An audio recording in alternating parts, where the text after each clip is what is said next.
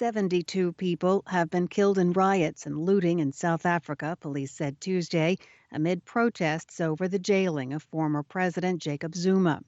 Violence erupted last week when former President Zuma began serving a 15-month jail sentence for contempt of court.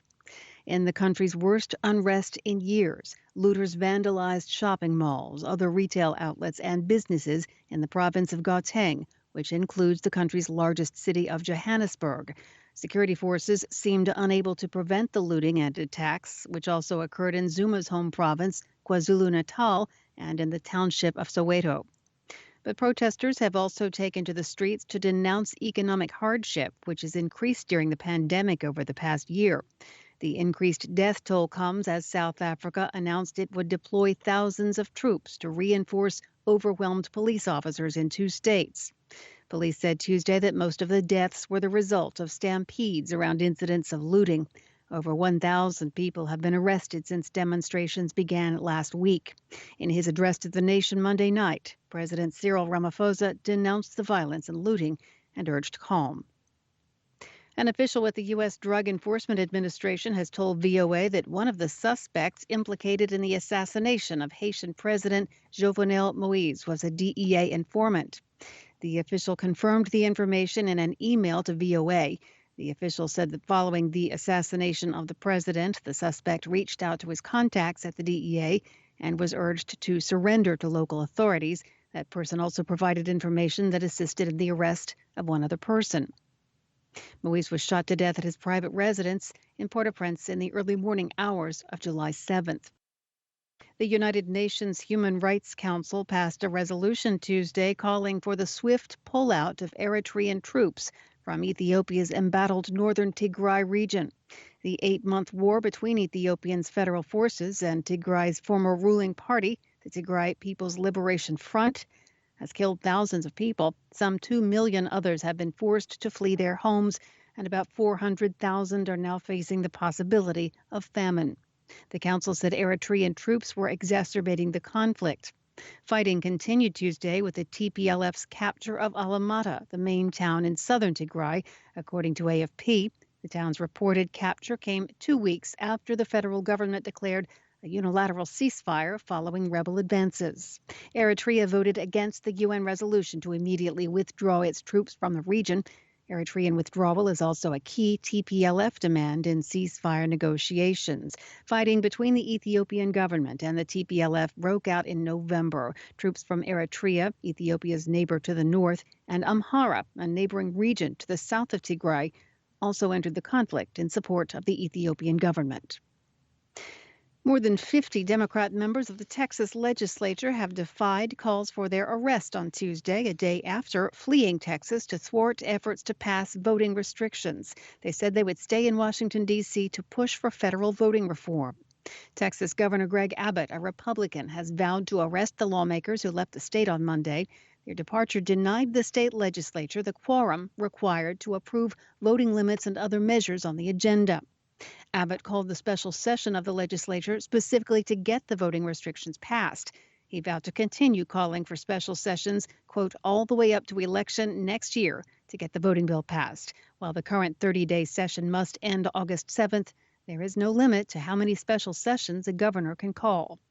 Texas is among several Republican-led states pursuing new voting restrictions in the name of enhancing election security. Former President Donald Trump has claimed falsely that the presidential election last November was stolen from him through widespread fraud. And the U.S. State Department strengthened its warnings to businesses about growing risks of supply chain and investment links to China's Xinjiang region on Tuesday, citing forced labor and human rights abuses there. In a statement, the State Department said investments connected to Xinjiang run a high risk of violating U.S. law. State was joined on the advisory by the Department of Labor and the U.S. Trade Representative, showing broad cooperation on the issue across the U.S. government.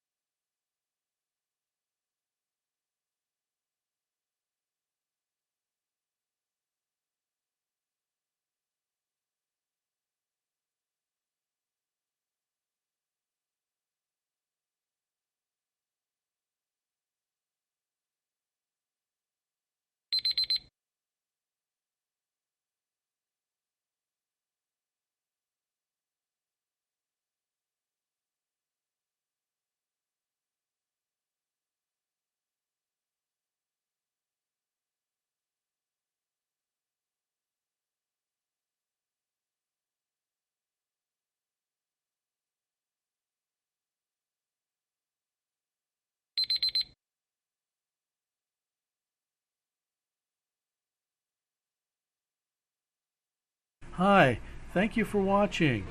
I hope the videos are useful for you. Please subscribe to my channel using the button below.